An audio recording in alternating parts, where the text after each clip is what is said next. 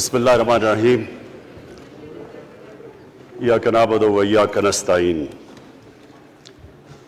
میں سب سے پہلے اپنی الائڈ پارٹیز، اپنے اتحادیوں کا دل سے شکریہ ادا کرتا ہوں کہ ابھی بھی اور ہر مشکل وقت میں جس طرح آپ میرے ساتھ کھڑے رہے ہیں، آپ کا بہت بہت شکریہ۔ میں اپنے پارلیمنٹیرینز، اپنی ٹیم کا، میں آپ کا شکریہ ادا اس طرح کرتا ہوں کہ میں نے جو آپ کی کل شام کو جو آپ کے حالات دیکھے تو مجھے یہ احساس ہوا کہ آپ سب کو بڑے دل سے تکلیف تھی کہ جو ہمارا وہ سینٹ کا یہ ادھر حفیظ شیخ کے الیکشن میں جب ہارے ہیں، تو میں جو آپ سب کو دیکھا تو مجھے بڑا اچھا لگا، مجھے ایک ٹیم آپ میں نظر آئی، اور انشاءاللہ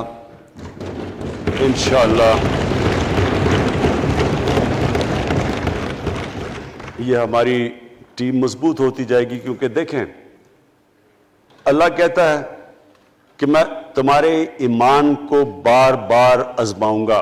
اللہ قرآن شریف میں ہمیں کہتا ہے۔ وہ کیوں کہتا ہے؟ وہ آپ کے ایمان کو آزماتا ہے مضبوط کرنے کے لیے۔ جب آپ ایک مشکل وقت سے نکلتے ہیں آپ اور مضبوط ہو جاتے ہیں۔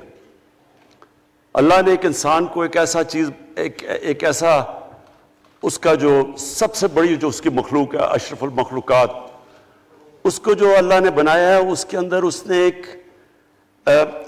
ایک کنڈیشن لگا دی ہے کہ اگر آپ نے بڑا انسان بننا ہے تو مشکل وقت کا سامنا کرو، ریزسٹنس کے ساتھ جاؤ۔ جسم ہمارا یہ ہے، جسم کو ہم بھاری ویٹ اٹھاتے ہیں، جسم تکڑا ہو جاتا ہے۔ ذہن کو جتنا ہم آزمائیں گے اور آزمائشوں میں ڈالیں گے، سب سے بڑا جو پاور ہاؤس ہے وہ ہمارا ذہن ہے، وہ اور تکڑا ہو جاتا ہے، انسان تکڑا ہو جاتا ہے۔ پارٹی بھی تب تکڑی ہوتی ہے جب وہ مشکل وقت سے نکلتی ہے۔ آپ نے کسی کو تباہ کرنا ہے تو اس کو آرام کی زندگی دے دو، وہ تباہ ہو جاتا ہے، ڈکے کر جاتا ہے انسان۔ تو میں اپنی پارٹی کو آج خراج تحسین پیش کرتا ہوں کہ آپ اس مشکل وقت سے نکلے۔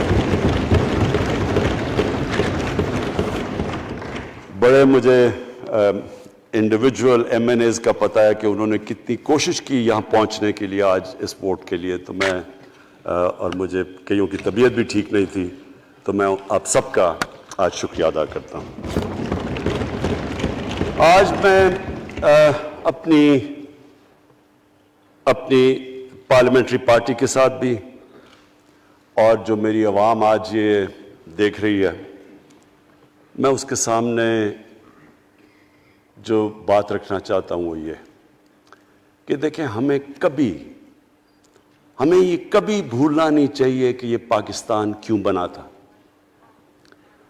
وہ ایک انگریزی کا ایک فریز ہے کہ نیشنز وداؤٹ اے ویژن ڈائی۔ قوم کا جب اپنا مقصد اپنے نظریے سے پیچھے ہٹتی ہے مر جاتی ہے قوم۔ قوم کسی مقصد کے لیے بنتی ہے۔ ہم اپنے وہ جب تک وہ پتہ نہیں ہم اپنے بچوں کو نہیں بتائیں گے، خود ہم جو آج لیڈرشپ ہے، میرا غلطی سے ہاتھ ادھر چلا گیا، ادھر کی لیڈرشپ میں کہہ رہا ہوں، جو ہماری لیڈرشپ ہے اس کو پتہ ہونا چاہیے کہ یہ بہت بڑا عظیم خواب تھا پاکستان کا۔ علامہ اقبال کو نہیں پتا تھا کہ اگر پاکستان بنے گا تو آج جس طرح ہمارے 20 کروڑ مسلمان ہندوستان میں رہ جائیں گے تو وہ تو سارے پاکستان میں نہیں آ سکتے تھے۔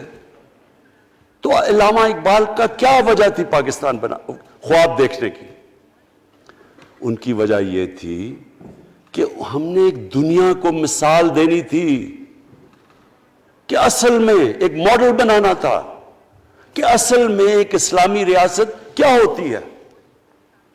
اور وہ بیس کس کے اوپر کر رہے تھے پاکستان کی اسلامی فلاحی ریاست جو ہماری آبجیکٹو ریزولوشن میں ہے؟ نبی صلی اللہ علیہ وسلم کی مدینہ کی ریاست، جو ان کی سنت تھی، جو دنیا کی تاریخ کی پہلی فلاحی ریاست بنی تھی، جس میں بہت بڑے بڑے ماڈرن جو آج کے پرنسپلز، وہ پرنسپلز طے کیے گئے تھے. وہ ریاست بنی تھی، اور وہ ریاست ایک ماڈل ایسا تھا کہ اس کے بعد ایک جن کو کوئی جانتا ہی نہیں تھا، ایک قوم، ایک عرب قبیلوں میں تقسیم ہوئی قوم جس کی حیثیت ہی کوئی نہیں تھی، ان اصولوں کے اوپر چلتے ہوئے یہ دنیا کی تاریخ کا معجزہ ہے جو ہوا اس کے بعد. یہ میں نے شفقت محمود کو کہا بھی ہے کہ ہمارے بچوں کو ہر سکول، چاہے وہ انگلش میڈیم، چاہے اردو میڈیم، چاہے دینی مدرسے، سب کو 8، 7، 8 اور 9 کلاسز میں باقاعدہ سبجیکٹ پڑھائیں کہ نبی صلی اللہ علیہ وسلم کی جو زندگی تھی اور جو مدینہ میں کیا وہ کیا تھی.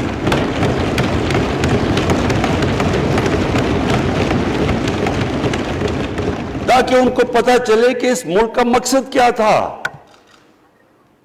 بڑے لوگ جو پاکستان نہیں چاہتے تھے وہ کیا کہتے تھے؟ وہ کہتے تھے کہ پاکستان تو بن گیا تو آپ نے تباہ، جو مسلمان ہندوستان میں رہ گئے ان کو آپ نے سیکنڈ کلاس سٹیزن بنا کے چھوڑ دیا. آج بیچارے مسلمانوں سے کیا ہو رہا ہے وہاں؟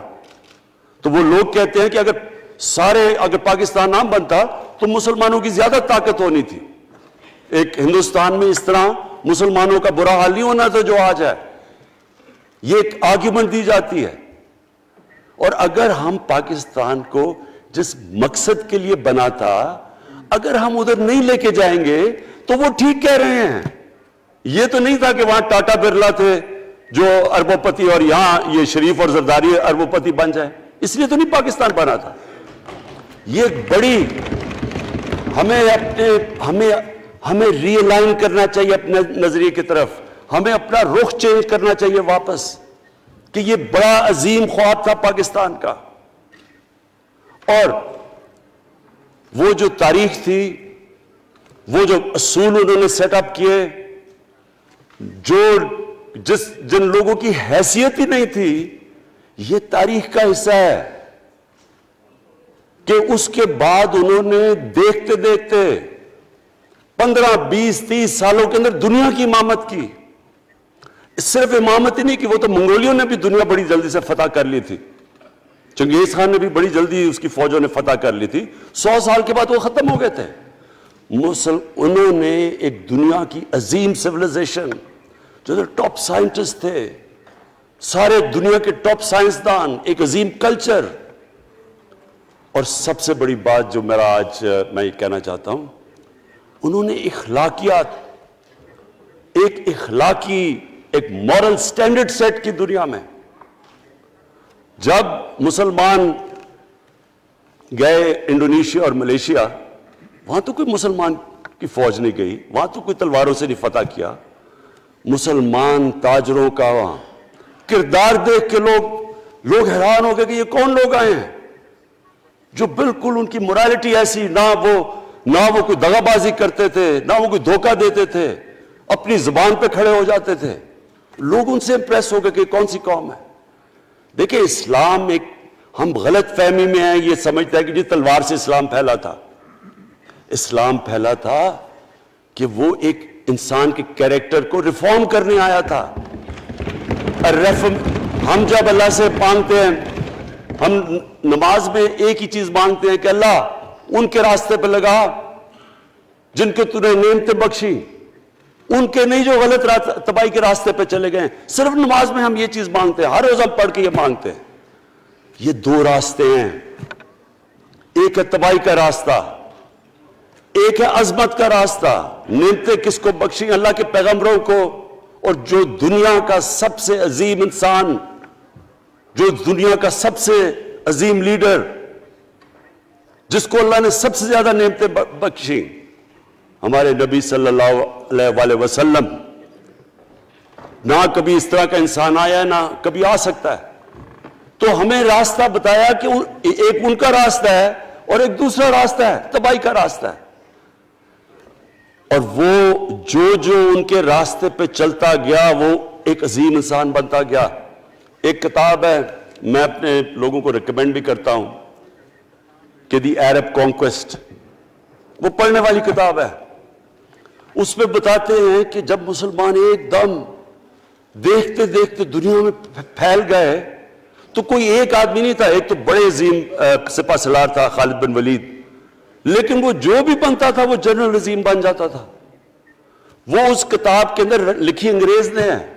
وہ کہتے ہیں اس کی کوئی ایکسپلینیشن نہیں ہے کہ یہ کیسے ساری دنیا پہ چھا گئے. نہ ان کے پاس کوئی لیٹسٹ ویپنز تھے، ایک طرف رومنز تھے، دوسری طرف پرشینز تھے، وہ تو سپر پاورز تھے، ہتھیار تو ان کے پاس تھے. نہ ان کے پاس ہتھیار، نمبرز میں بھی وہ زیادہ تھے، ان کی فوجیں بھی زیادہ تھیں، لیکن وہ ساری دنیا پہ پھیل گئے اور ایک ایسا سویلائزیشن بنا کہ زیادہ تر تو مسلمان نہیں تھے، وہ بھی ان کو مانتے تھے، کیونکہ ان کی اخلاقیات، ان کا عدل اور انصاف کا نظام، ان کا کیریکٹر، اس کی وجہ سے لوگ آئے ہیں. یہاں جو ہندوستان میں اسلام پھیلا ہے، یہ ہمارے جو بڑے بڑے بزرگ تھے، داتا صاحب، بلے شاہ، نظام الدین اولیاء اور بابا فرید، یہ لوگ تھے. ان کو لوگ دیکھ کے، ان کے کردار سے، ان کے انٹلیکٹ، انسانیت سے لوگ مسلمان ہوئے. تو ہم آج، میں جو یہ سینٹ الیکشن ہوا ہے، میں اپنی قوم کو یہاں، یعنی مجھے شرمندگی ہوتی ہے اسپیکر صاحب کہ ہم وہ خواب اور کدھر بکرا منڈی بنی ہوئی ہے ایک لوگوں کو خریدنے کے لیے سب کے سامنے. یعنی ہمیں ایک مہینے سے پتا تھا کہ پیسہ جمع کیا جا رہا ہے اس سینٹ الیکشن میں، اور مجھے حیرت ہوئی کہ الیکشن کمیشن کہتا ہے کہ جی یہ تو پتہ نہیں کوئی ہم آزاد انسٹیٹیوشن ہے یا میں ان کی کوئی آزادی کے اوپر لے رہا تھا، یا جی بڑا زبردست الیکشن. اچھا کہتے جی بڑا اچھا الیکشن کروایا. یہ مجھے اور اس سے تو مجھے اور صدمہ ہوا ہے کہ اگر یہ الیکشن اچھا آپ نے کروایا ہے تو پتہ نہیں برا الیکشن کیا ہوتا ہے.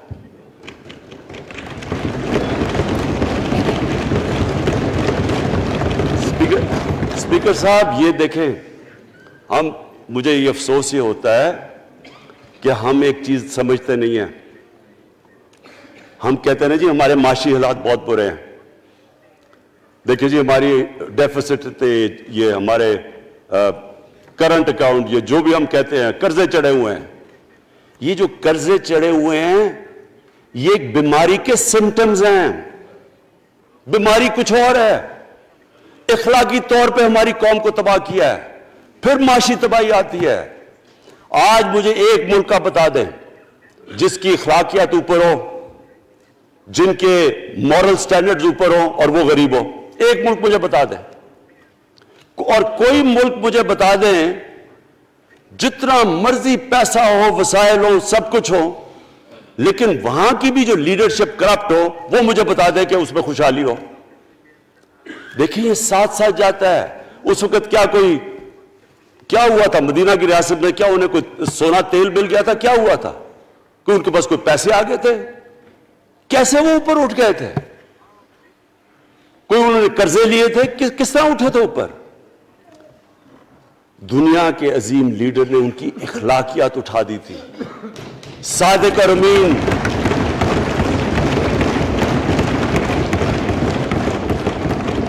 ایک قوم، انہوں نے ہمیں بتایا. ہمیں قرآن میں اللہ حکم کرتا ہے کہ ان کی سنت پہ چلو. اللہ جب ہمیں کہتا ہے ان کی سنت پہ چلو، کیا ہم اللہ کو کوئی فائدہ پہنچا سکتے ہیں؟ ہماری بہتری کے لیے کہتا ہے. قرآن شریف میں سب کچھ ہماری بہتری کے لیے اللہ نے، یہ تمہارے لیے بک آف گائیڈنس ہے ہمیشہ کے لیے، اور یہ ہماری بہتری کے لیے ہے. تو وہ جب ہمیں کہتا ہے کہ نبی صلی اللہ علیہ وسلم کے راستے پہ چلو، وہ ہماری بہتری کے لیے کہتا ہے. اور میں، جس نے اس عمر میں ساری دنیا دیکھ لیا ہے، اسپیکر صاحب میں آپ کو بتاؤں، مجھے تکلیف ہوتی ہے دیکھ کے. جب میں یہ مغربی ملکوں میں جاتا ہوں، اسکینڈینیویا میں، سوئٹزرلینڈ میں، آپ وہاں کے اخلاقی سٹینڈرڈز دیکھیں، ان کی مورل سٹینڈنگز دیکھیں، شرم آئے گی آپ کو کہ جو ہمارے ملک میں ہو رہا ہے. اور یہ جو سینٹ کا الیکشن ہوا ہے، آپ کو افسوس ہوگا کہ ہم وہ کس کی امت ہیں ہم؟ کس کی امت ہیں؟ کس کے نام پہ پاکستان کا مطلب کیا؟ لا الہ الا اللہ، اس پہ یہ ہمارا ملک بنا تھا۔ اور آج دیکھیں، ایک کرپٹ آدمی، دنیا میں ثابت کیا ہوا کرپٹ آدمی آصف زرداری، دنیا میں اس کے اوپر لکھا ہوا کہ مسٹر 10%، مضمون لکھے ہوئے ہیں، فلمیں بنی ہوئی ہیں اس کے اوپر، اور اس ملک میں لوگ کہیں جی ایک زرداری سب پہ بھاری، کیا کہ وہ رشوت دیتا تھا اس لیے سب پہ بھاری ہو گیا؟ کیا یہ ہمارا ملک؟ دوسری طرف دیکھیں، دوسری طرف یہاں بیٹھے ہوئے ہمارا لیڈر نواز شریف، اور نواز شریف ایک ڈاکو، ملک کو 30 سال سے لوٹ کے ملک سے باہر بھاگا ہوا ہے، جھوٹ بول کے باہر بھاگا ہوا ہے، سارے ملک کے سامنے ہمیں کیبنٹ میں ہم نے 6 گھنٹے میں بتایا جی اس کو یہ بھی بیماری ہے، اس کو یہ بھی بیماری ہے، اس کو یہ بھی بیماری ہے، وہ شاید وہ جہاز پہ بھی نہ چڑھ سکے، وہ شاید مر جائے گا۔ شیرین کے آنسو آ گئے کیبنٹ میں، اور شیرین کے آنسو آنے آسان کام نہیں ہے اسپیکر صاحب۔ تو ہم نے اس کو وہاں جیسے وہ جہاز پہ چڑھا، جیسے وہاں گیا وہ ایک دم ہی تبدیل، اور آج وہاں جا کے تقریریں کر رہا ہے، وہاں بیٹھ کے اسکیمیں کر رہا ہے، وہاں بیٹھ کے پلاننگ کر کے جی اسے اتنا پیسہ دو، ادھر پیسہ کھلاؤ۔ ساری ان کی ایک کوشش ہے، جب سے ہم 2.5 سال سے حکومت آئی ہے، یہ سارے بڑے بڑے ڈاکو اکٹھے ہو کے یہ سمجھ رہے ہیں کہ عمران خان کو کرسی کا اتنا شوق ہے کہ اس کے اوپر اتنا پریشر ڈالو کہ یہ جی ہمیں جس طرح جنرل مشرف نے NRO دیا تھا یہ بھی دے دے گا۔ جنرل مشرف، فوج اس کے نیچے، عدلیہ اس کے کنٹرول میں، ساری میں کیونکہ میں ادھر ممبر پارلیمنٹ تھا اپوزیشن نہ ہونے کے برابر، جو اپوزیشن کے اندر جو مین آدمی تھا فضل الرحمان، وہ اس کے ساتھ ملا ہوا تھا، وہ 2 نمبر ہمیشہ سے تھا، رائٹ۔ اور وہ آدمی جس کے پیچھے امریکہ ان کی جنگ لگا تھا، سب کچھ، وہ ان کے پریشر میں آ کے ان دونوں کو NRO دیا، اور اتنا بڑا اس ملک کے اوپر اس نے جرم کیا ہے۔ ان دونوں نے آ کے NRO لے کے دونوں ہاتھوں سے ملک لوٹا، اس کے بعد دونوں نے اس ملک کے اوپر 4 گنا زیادہ قرضہ چڑھایا۔ اسپیکر صاحب، 6,000 ارب سے ہمارا قرضہ جو ٹوٹل لائبلٹیز 30,000 ارب پہ پہنچا دی۔ آج ہمارے اوپر کیا مسئلہ ہے؟ ہمیں یہ قرضوں کی قسطیں دیتے ہوئے بیچارے لوگوں کے اوپر بوجھ ڈالنا پڑتا ہے۔ یہ جو مہنگائی ہے اس کے بعد میں بعد میں بات کرتا ہوں، لیکن میں پہلے یہ بات کمپلیٹ کر لوں کہ دیکھیں اسپیکر صاحب، میں یہ 2.5 سال سے تماشے دیکھ رہا ہوں۔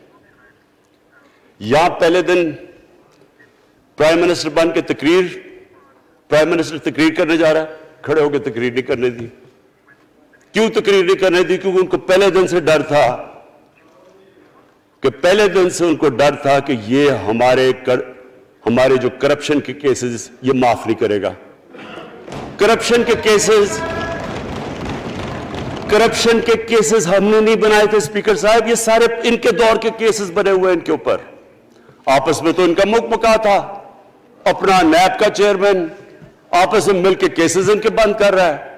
عدلیہ اس وقت کی عدلیہ وہ ان کے ہاتھ میں تھی، ان کو تو مسئلہ ہی کوئی نہیں تھا۔ وہ $60 ملین آصف زرداری کا سوئٹزرلینڈ میں پڑا ہوا ہے، وہ جج کہہ رہا ہے کہ واپس لے کے آؤ۔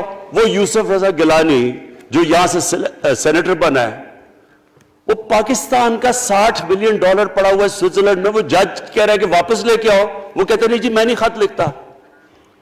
بھئی آپ کے باپ کا پیسہ تھا، پاکستانی قوم کا پیسہ تھا، اس کے اوپر وہ ڈسکوالیفائی ہو جاتا ہے۔ وہ ایسے پھر ہے جس طرح نیلسن منڈیلا کہیں ڈسکوالیفائی ہو گیا۔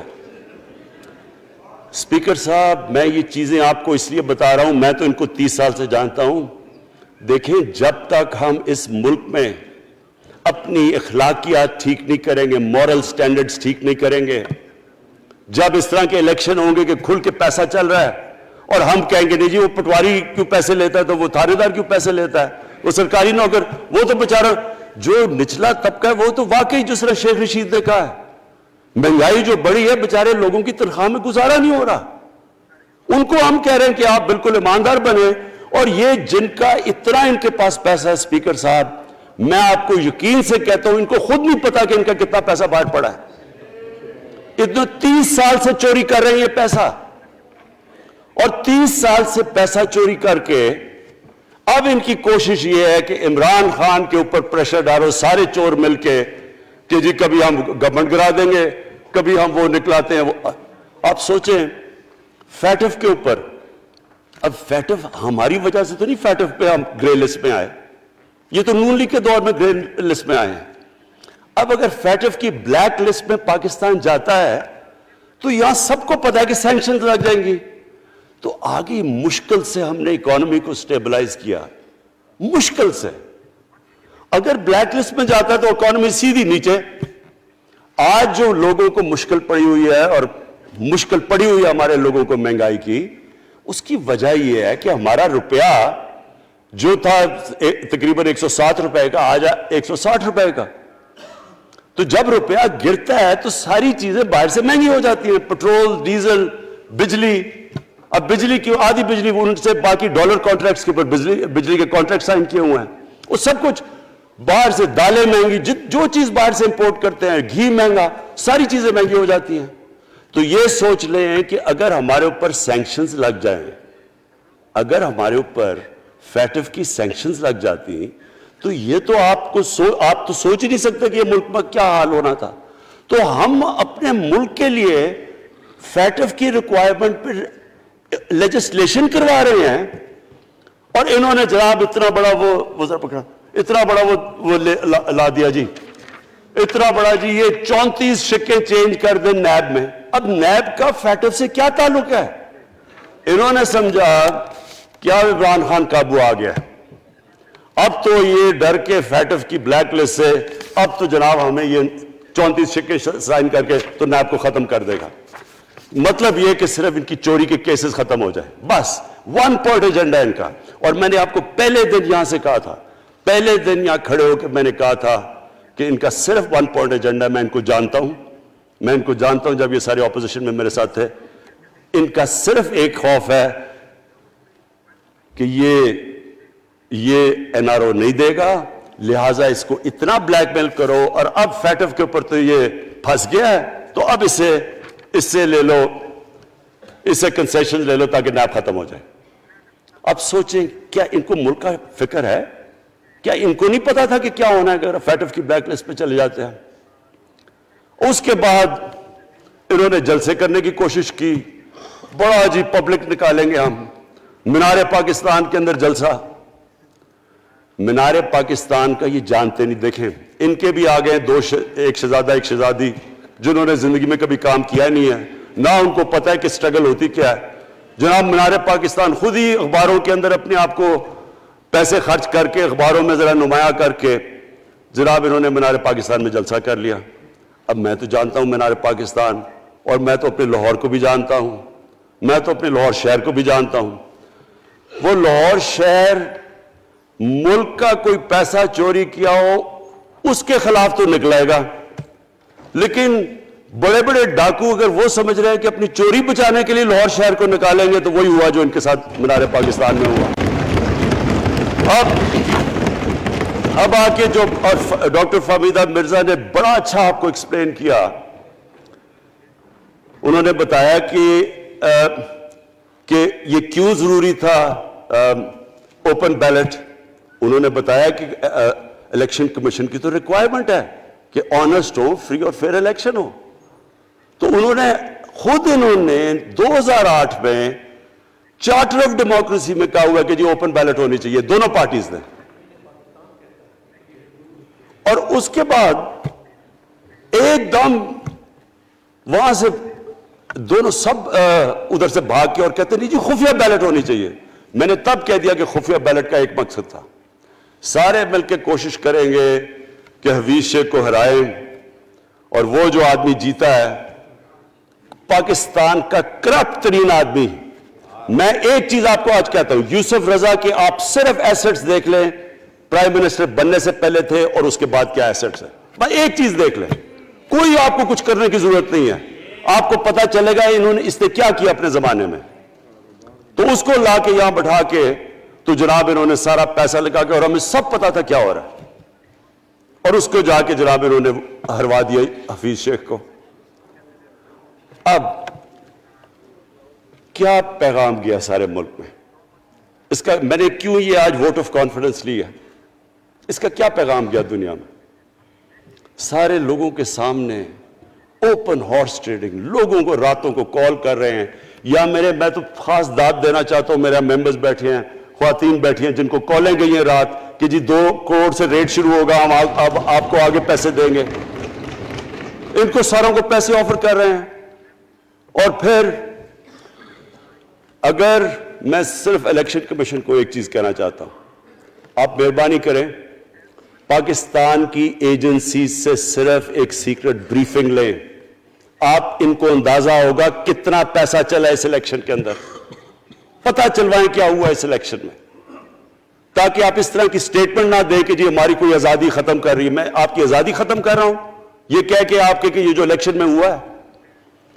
اسپیکر صاحب, میں آج اس اوکیزن کے اوپر, کیونکہ مجھے اس پہ کافی, میں 2.5 سال یہ بڑی چیزیں برداشت کرتا رہا ہوں, اور میں اس لیے صبر سے کرتا رہا ہوں کیونکہ ملک اتنا ہمارا مشکل میں ہے.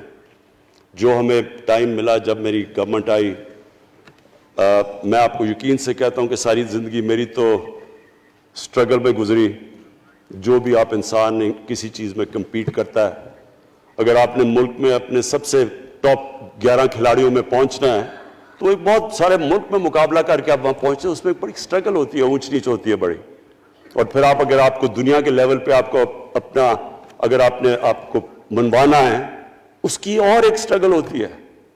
اور میری اس سے زیادہ بڑی سٹرگل تھی کہ ایک آدمی جا کے ہاسپٹل بنانے کی کوشش کرے, اور وہ بھی کینسر ہاسپٹل, تو ایک وہ بہت بڑی سٹرگل تھی. پھر پالیٹکس میں لمبی سٹرگل رہی ہے, اکیلا تھوڑا سے لوگوں کے ساتھ شروع ہوا تھا, اور سٹرگل کر کے 14-15 سال تو مذاق اڑتا تھا میرا, سارے ہنستے تھے جب نام سنتے تھے میرا.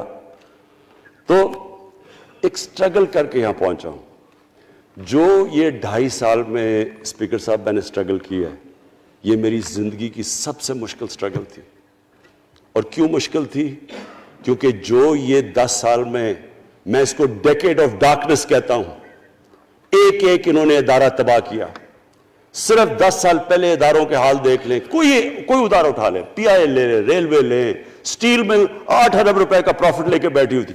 8 ارب روپیہ سٹیل مل میں پروفٹ تھا جب تک کہ زرداری نے ہاتھ نہیں مارا اس کو. اپنا وہ ریاض لال جی فرنٹ مین رکھ کے ہمارے سامنے, میرے پاس آئے لوگ چیمبر والے, انہوں نے کہا جی یہ سٹیل مل سستی بلٹس اس کو بھیجا, اس کے تھرو پیسے دے رہا ہے. وہ سٹیل مل آج بند پڑی ہے. ایک ادارہ انہوں نے تباہ کیا, بھرتیاں کی لوگوں کی. وہ ادارے اتنے بڑے بڑے ہو گئے ہیں کہ وہاں پینشنز ہی اتنی آ گئی ہے کہ کچھ بچتا نہیں ہے سیلریز اور پینشن کے بعد کے ادارے کو ٹھیک کر سکے. ایک ادارہ تباہ کیا. ملک کا سب سے بڑا جو کرنٹ اکاؤنٹ ڈیفیسٹ, جس کے اوپر سارا پریشر پڑتا ہے, اگر آپ کا کرنٹ اکاؤنٹ یعنی کہ ڈالر زیادہ ملک سے باہر جا رہے ہیں اور کم اندر آ رہے ہیں, تو پریشر روپے پہ پڑتا ہے, وہ گر جاتا ہے. تو وہ میں آپ کو بتا, جب روپیہ گرتا ہے تو غربت پھیل جاتی ہے ملک میں. تو سب سے بڑا current account deficit, fiscal deficits جو کہ آپ کی آمدنی اور خرچے, وہ بڑا ڈیفیسٹ. سارے ادارے خسارے میں. پاور کانٹریکٹس جو انہوں نے سائن کیے اسپیکر صاحب, یہ عمر ایوب آپ کو بتائے گا, وہ یعنی ایسے لگ رہا تھا کہ کسی دشمن نے آ کے ایک ملک کو نقصان پہنچانے کے لیے پاور کانٹریکٹ سائن کیے. ان کے اندر وہی پاور پروجیکٹس آپ کہیں اور دیکھ لیں, کسی اور ملک میں, بلکہ اپنے ملک میں دیکھ لیں, اور وہ دیکھیں کہ انہوں نے کس پیسے بنائے, وہ کس پیسے پہ. گیس کا کانٹریکٹ سائن کیا ہم نے آ کے اسی ملک سے 30% کم پیسے پہ گیس کا کانٹریکٹ سائن کیا, ان کا ہی کانٹریکٹ چینج کیا. ساری گورنمنٹ, جب اوپر سے پرائم منسٹر لگا ہوا پیسے بنانے. پرائم منسٹر ایک نوکری کر رہا ہے کس کے لیے؟ ایک دبئی کی کمپنی کے لیے. کبھی دنیا میں سنا ہے اس طرح؟ کبھی یہ مذاق سنا ہے جی کہ ملک کا پرائم منسٹر کسی دنیا کو دبئی کی کمپنی کے اندر نوکری کر رہا ہے؟ ادھر سے یہاں ڈیفنس منسٹر, ان کا فورن منسٹر, وہ دبئی کی کمپنی سے نوکری کر رہا ہے. اور وہ ایک انٹیریئر منسٹر، وہ کوئی سنا ہے سنتری بنا ہوا تھا کسی سعودی عربیہ کی کمپنی میں، مجھے نہیں پتا، کبھی یہ سنا ہے یہ ملک سے کسی ملک سے ایسا مذاق ہوا ہے؟ یہ سارے طریقے تھے اس ملک سے پیسہ منی لانڈر کر کے باہر لے جانا۔ آج مجھے یہ بتائیں، میں یہ جو سارے ہماری جو اپوزیشن ہے، میں ان سے سوچتا ہوں، میں کئی دفعہ ان کی شکلیں دیکھ کے پوچھتا ہوں ان سے کہ کیا آپ واقعی سمجھتے ہیں کہ آپ دونوں کے لیڈر ایماندار ہیں؟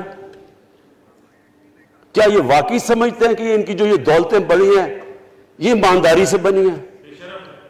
یعنی کیا ان کو کوئی ملک کی فکر نہیں ہے کہ یہاں کا پیسہ، کہ ان کے بیٹے ہیں، میں مجھے یہ بتائیں، 3 دفعہ ملک کا پرائم منسٹر، اس کے دونوں بیٹے باہر بیٹھے ہوئے ہیں، میں لندن کو جانتا ہوں اسپیکر صاحب، وہ اربوں اربوں روپے کی پراپرٹی ہے، وہاں کے بڑے بڑے رئیس ان ایریاز میں نہیں رہ سکتے جدھر ان کے 2 بیٹے رہ رہے ہیں۔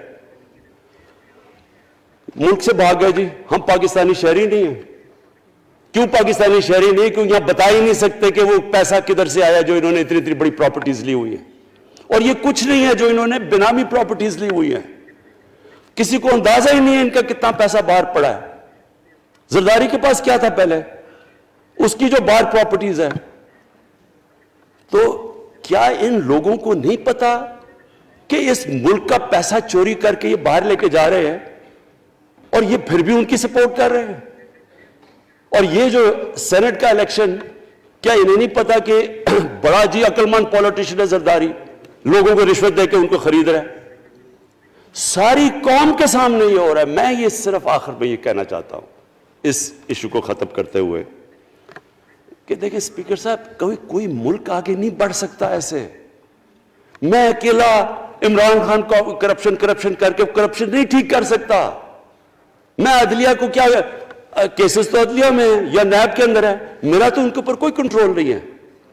میں آج پاکستان کی عدلیہ کو اور نیب کو، جو آپ کو میری گورنمنٹ سے مدد چاہیے کنوکشنز کرنے کے لیے، ساری چیزیں ایک طرف، یہ اس ملک کا سب سے بڑا مسئلہ ہے۔ جب تک آپ لوگوں کو سزا ہی نہیں دیں گے،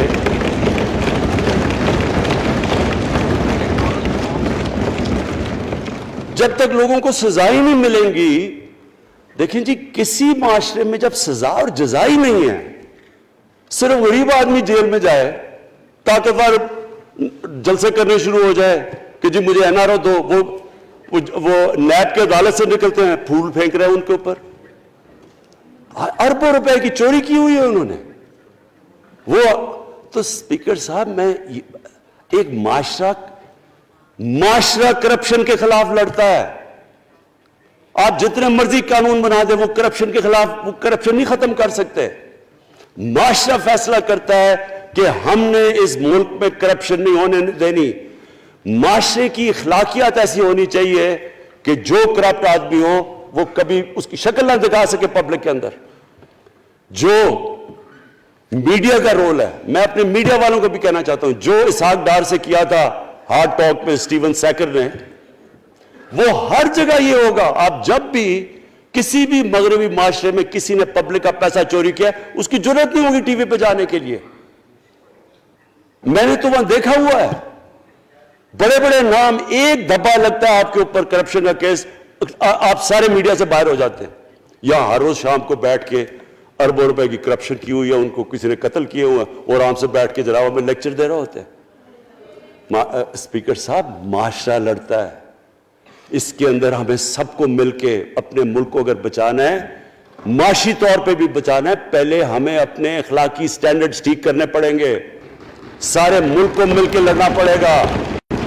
اگر ہم نے اپنے بچوں کے مستقبل کو بچانا ہے، اپنی آنے والی جنریشنز کو بچانا ہے، اس ملک کو ایک عظیم ملک بنانا ہے، تو وہ شروع ہوگا جب ہم مدینہ کے ریاست کے سب سے بڑے اصول عدل اور انصاف، کیونکہ انصاف اور عدل جب ایک معاشرے میں آ جاتا ہے، جب ایک معاشرہ کھڑا ہو جاتا ہے میریٹوکریسی کے اوپر، جب ایک معاشرے میں صرف ایک جو کرپٹ جتنا مرضی طاقتور ہو وہ جیل میں جاتا ہے اور عام آدمی اوپر آ سکتے ہیں، وہ معاشرہ تب آگے بڑھتا ہے۔ تو میں میں صرف اس کے اوپر یہ کہنا چاہتا ہوں کہ مجھے ساری قوم کی اس میں مدد کی ضرورت ہے.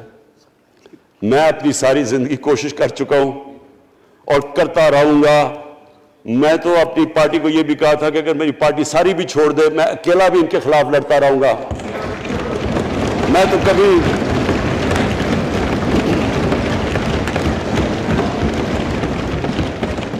اسپیکر صاحب آخری گیند تک لڑنے والا کیپٹن تھا.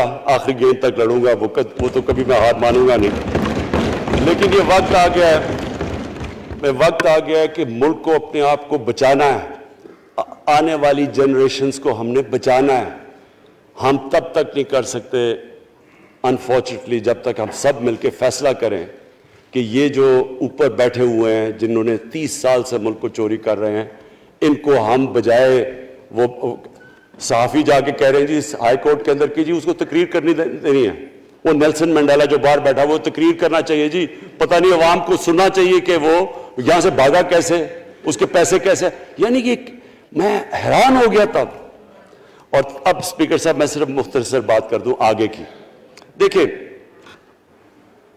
پاکستان ایک مشکل وقت سے نکل کے اب ہم ایک سٹیبل اور آگے بڑھنے کے سٹیج پہ آ گئے. ہماری اللہ کا شکر ہے. جو سب سے مشکل چیز ہوتی ہے کرنٹ اکاؤنٹ, بڑی دیر 17 سال کے بعد 5 مہینے پاکستان کا جو کرنٹ اکاؤنٹ ہے وہ سرپلس پہ چلا گیا. یعنی ہمارے جتنے ملک میں ڈالرز آ رہے ہیں اور جتنے باہر جا رہے ہیں اللہ کا کرم ہے زیادہ ڈالرز آ رہے ہیں. ہمارا روپیہ خود ہی, ہم پیسے نہیں لگا رہے اس کو, خود روپیہ اسٹرینتھ گین کر رہا ہے. یہ بڑا امپورٹنٹ ٹائم ہے کہ اس وقت, اور یہ اس کے باوجود کہ اس ملک میں کرونا ہوا, ساری دنیا کی اکانومیز کرونا میں بری طرح متاثر ہوئی, اس کے باوجود اوپر والے کے کرم خاص طور پہ. اور میں کہوں گا کہ ہماری جو ٹیم تھی, ہمارا جو جس طرح ہم نے مانیٹر کیا اور جس طرح ہم نے ڈیٹا بیس گیدر کیا اور ہم نے ہر ایک چیز فالو کر کے ہم نے جیسے اپنے لوگوں کو بچایا ہے. میں خاص طور پہ اپنی ٹیم یاسد عمر اور ہماری جو ٹیم تھی اپنی ڈاکٹر فیصل میں ان کو خاص طور پہ خراج تحسین پیش کرتا ہوں. تو اس مشکل وقت سے بھی آپ دنیا میں دیکھیں اور جس طرح پاکستان نکلا. اب دیکھیں آگے ہمارا چیلنج کیا ہے. ہمارا چیلنج یہ ہے کہ ہم اپنی جو ایکسپورٹس ہیں ان کو بڑھائیں, کیونکہ صرف گروتھ ایک ہی طرح ہوتی ہے ایکسپورٹ لیڈ. اللہ کا شکر ہے کہ بیرون ملک پاکستانیوں نے ریکارڈ پیسہ پاکستان بھیجا ہے جو کہ ہمارے ملک میں آیا ہے ریمیٹنسز کے. اب ہم نے انویسٹمنٹ کے اوپر لگے ہوئے ہیں. اس وقت سب سے زیادہ کمپنیز رجسٹر ہوئی ہیں SECP میں. اس کا مطلب کہ نئی انویسٹمنٹ پاکستان میں آنے والی ہے. لوگ تیار ہو گئے انویسٹ کرنے کے لیے.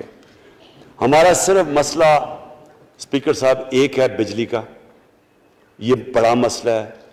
کانٹریکٹ مہنگے سائن کیے ہوئے, جس بجلی جو کانٹریکٹ سائن کیے ہوئے ہیں اس کو جس پہ وہ بجلی پروڈیوس ہو رہی ہے, بدقسمتی سے وہ اگر بجلی کی قیمت بڑھاتے ہیں تو لوگ آگے اور مشکلوں میں پڑے ہوئے ہیں. بجلی کی وجہ سے سب چیزیں مہنگی ہو جاتی ہیں.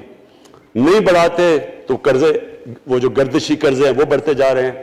ہمارا ایک یہ چیلنج ہے. اس کے اوپر صرف اپنی قوم کو بتانا چاہتا ہوں کہ باقاعدہ ہم ہر طریقہ سوچ رہے ہیں کہ ہم نے اس میں سے کیسے ہم نے اپنے لوگوں کے اوپر بوجھ کم کرنا ہے. ایک تو میں اپنی ٹیم کو یہ بھی کامیابی دیتا ہوں کہ بڑی دیر اور مشکلوں سے IPPs کے ساتھ ہم نے نئے کانٹریکٹ سائن کیا جس کے اندر بہت پاکستان کا پیسہ بھی بچے گا اور جو آگے جا کے قرضہ بڑھنا تھا وہ نہیں بڑھے گا.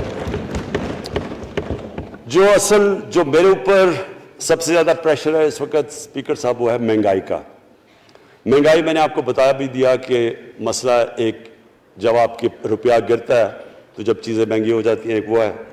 لیکن میں اپنی قوم کو صرف ایک چیز کہنا چاہتا ہوں کہ سب سے زیادہ اس وقت میری حکومت ایک ہی چیز پہ لگی ہوئی ہے کہ ہم کس طرح لوگوں کے اوپر مہنگائی کا بوجھ کم کریں. اس کے لیے ہم بڑی بڑی چیزیں آپ کے سامنے لے کے آئیں گے آنے والے دنوں میں, جس میں کوشش یہ ہے کہ ہم اپنے ملک میں جو سارا نچلا طبقہ ہے ان کو سبسڈائز کریں, اپنے احساس پروگرام کے ذریعے ان کو ڈائریکٹلی ہم فنڈ کریں. یہ انشاءاللہ آپ کے ساتھ آئے گا. ابھی میں نے ایکسپیریمنٹ ایک اور شروع کر دیا, وہ ایک ہفتے تک ابھی ٹرائل پہ ہے کہ ہم ایک پروگرام لے کے آ رہے ہیں کوئی بھوکا نہ سوئے. ہم نے خاص کچنز بنائے ہیں, ایریاز چوز کیے ہیں جدھر سب سے زیادہ بھوک ہے, تاکہ ہم کم از کم جب تک ہماری ملک اٹھتا ہے اوپر, ہم کم از کم ان تک کھانا پہنچائیں کہ ہمارے ملک میں کوئی بھوکا نہ سوئے. اور یہ پوری میں کیمپین شروع کرنے لگا ہوں. ہیلتھ کارڈ پنجاب کے اندر اور پختونخوا میں, پختونخوا کی گورنمنٹ کو تو میں خاص مبارک دیتا ہوں کہ انہوں نے سارے اپنے پختونخوا کے لوگوں نے خاندانوں کو کور کر لیا ہیلتھ انشورنس سے. یہ بڑے بڑے امیر ملکوں میں بھی ایسا نہیں ہوتا کہ ہر ایک خاندان کے پاس 10 لاکھ روپے کی انشورنس ہوگی, کسی بھی ہسپتال میں جا کے اپنا علاج کروا سکیں. میں خاص طور پہ محمود خان اور آپ کی کیبنٹ کو مبارک دیتا ہوں. پنجاب کیونکہ بہت بڑا ہے, انہوں نے بھی فیصلہ کر لیا ہے. عثمان بزدار آپ کی اور آپ کی ٹیم کو میں خاص مبارک دیتا ہوں کہ اس سال کے اینڈ تک وہ سارے پنجاب کے اندر ہیلتھ کارڈ پہنچا دیں گے. یہ ایک عام آدمی کے لیے سب سے بڑی, کم از کم جیسے جیسے ہم اپنے ملک کو اٹھا رہے ہیں تو کم از کم ہم لوگوں کی بنیادی ضروریات پوری کریں. اور جو کسان ہیں جی, کسانوں کے لیے ایک بڑا زبردست پروگرام لے کے آ رہے ہیں. اس کے اوپر بھی ہمیں بڑا برین سٹارمنگ کی ہے کہ کیسے ہم کسان کی مدد کر سکتے ہیں. پرابلم تو ہمارے پاس یہ ہے نا کہ جتنا ہم پیسہ اکٹھا کرتے ہیں آدھا پیسہ قرضوں کی قسطوں پہ چلا جاتا ہے, تو پیسہ کم بچتا ہے. لیکن ہم نے فیصلہ کیا کسانوں کے اوپر ہم خاص زور دینے لگے ہیں, تاکہ وہ بعد میں بات کروں گا. تو 2 چیزیں اور جی. دیکھیں, میں قوم سمجھتی ہے نا کہ اب ہم کیسے یہ جو قرضے ہمارے اوپر چڑھے ہوئے ہیں ان سے کیسے نکلنا ہے. اس سے صرف ایک ہی طریقہ نکلنے کا کہ ہم اپنے ملک میں دولت کے اندر اضافہ کریں, ویلتھ کریشن کریں. اس کے لیے ہم کیا کرنے جا رہے ہیں؟ اس کے لیے ہم نے میگا پروجیکٹس بنائے ہوئے ہیں. ایک ہے راوی سٹی لاہور, دوسرا اس وقت ایک والٹن کے اوپر ایک ہم بزنس سینٹر بنانے لگے ہیں لاہور کا, وہ بہت میگا پروجیکٹ ہے. اور پھر تیسرا جو ہے ایک جزیرہ بنڈل آئلینڈ کراچی سے تھوڑے 1-2 کلومیٹر کے فاصلے پہ. ان سے یہ کیوں کرنے جا رہے ہیں؟ میں صرف لوگ سمجھیں کہ کیوں. ایک تو یہ ہمارے شہر پھیلتے جا رہے ہیں, جتنا شہر پھیلتا جائے گا نہ آپ ان کو سیوریج دے سکتے ہیں, نہ پانی دے سکتے ہیں, نہ صفائی کر سکتے ہیں. تو جو دنیا کے ماڈرن سٹیز ہیں وہ اوپر جاتے ہیں, یعنی وہ بلڈنگ اوپر جاتی ہے, بجائے اگر آپ پھیلتے جائیں تو مشکل ہو جاتا ہے سرو کرنا. تو ایک تو ماڈرن سٹیز پہلی دفعہ بنا رہے ہیں پاکستان میں اسلام آباد کے بعد. ایک وہ راوی سٹی, وہ بہت ضروری ہے. اس سے لاہور کا جو پانی نیچے جاتا جا رہا ہے وہ ہم وہاں بیراج بنا کے پانی اس کا بچانے لگے ہیں. اور دوسرا ماحولیات کے لیے وہاں ہم بہت بڑے پیمانے پہ اربن فارسٹ اور درخت اگانے لگے ہیں, کیونکہ وہاں لاہور میں بہت بڑا پرابلم ہے اس کا. وہی بنڈل آئلینڈ کا بھی مقصد یہ ہے کہ وہاں سارا سیوریج جا رہا ہے کراچی کا, اس کی سیوریج کو ٹریٹ کریں اور ایک ماڈرن سٹی بنائیں, بجائے کراچی پھیلتے پھیلتے حیدرآباد پہنچ جائے. ایک پوری اوپر سٹی بنائیں جو ایک ماڈرن سٹی ہو. تو لیکن اس کا اصل مقصد یہ ہے کہ اس سے پیسہ جنریٹ ہوگا, اربوں کھربوں روپیہ ہم جنریٹ کریں گے, اور اس پیسے سے ہم پھر یہ قرضے واپس کریں گے. اور دوسری چیز, باہر سے انویسٹمنٹ آئے گی. بیرون ملک پاکستانی جو سب سے بڑا ملک کا احساس ہے, وہ باہر آ کے وہ ان کے اندر انویسٹ کرنے کے لیے تیار ہے, ان بڑے بڑے پروجیکٹس کے اندر. اور جیسے فورن ایکسچینج آئے گا ہمارے ریزروز بڑے ہوں گے, ہمارا روپیہ سٹیبل ہوگا, اور اس سے جو ویلتھ کریشن ہوگی اس سے ہم پھر اپنے قرضے واپس کریں گے. اس کے علاوہ 50 سال کے بعد 2 بڑی ڈیمز بن رہی ہیں پاکستان کی تاریخ میں. صرف 2 بڑی ڈیمز تھیں, اب یہ 2 اور بادشاہ ڈیم اور مومن ڈیم بنا رہے ہیں. لیکن مجھے جو آخر میں بات کہنی ہے اسپیکر صاحب وہ یہ کہ پاکستان کو آگے بڑھنے سے کوئی نہیں روک سکتا انشاءاللہ.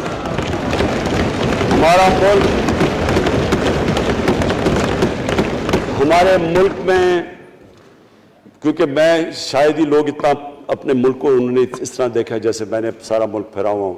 اللہ نے ہر قسم کی نعمت دی ہے. اس ملک میں جو پوٹینشل ہے شاید ہی کسی ملک میں ہے. اس کا جو لوکیشن ہے جیو اسٹریٹجک وہ بھی شاید ہی کسی ملک کے پاس ہے. 12 موسم اللہ نے دیے ہوئے ہیں یہاں اوپر سے لے کے نیچے تک, کچھ بھی اگا سکتے ہیں. زرخیز زمین ہے جس کو ہم صحیح طرح استعمال نہیں کر پا رہے کیونکہ ہماری ساری پروڈکٹیوٹی بڑی کم ہے, ٹیکنیکس بڑی پرانی ہے. چائنا کے ساتھ مل کے اس طرف بھی ہم جا رہے ہیں کہ اپنی پروڈکٹیوٹی بڑھانے کے لیے. اس ملک کے اندر سب سے بڑی چیز ایک نوجوان آبادی ہے. اور آگے جو ایک جو جسے کہتے ہیں کہ اگلی جو ریولوشن, 4th انڈسٹریل ریولوشن کے بعد یہ جو ٹیکنالوجی کی ریولوشن آ رہی ہے, اس میں ہمارے پاس ایک ینگ آبادی ہے اور اس کے اوپر اب ہم پورا زور لگائیں گے. اور انشاءاللہ یہ جو ہماری آبادی ہے یہی ایک ینگ آبادی پاکستان کو اٹھا دے گی اگر ہم ان کو صحیح معنی میں ٹیکنیکل ایجوکیشن دے دیں. جو میں الیکشن کمیشن کیونکہ بڑے ناراض ہو گئے تھے کہ میں نے کہا وہ الیکشن کے اوپر میرے کامنٹس تھے, میں ان کو یہ کہہ دوں کہ ہم نے یہ فیصلہ کیا ہے الیکٹرل ریفارمز کا. ہم اب ٹیکنالوجی کے اوپر وہ جو EVM مشینز ہیں, الیکٹرانک مشینز لے کے آئیں گے.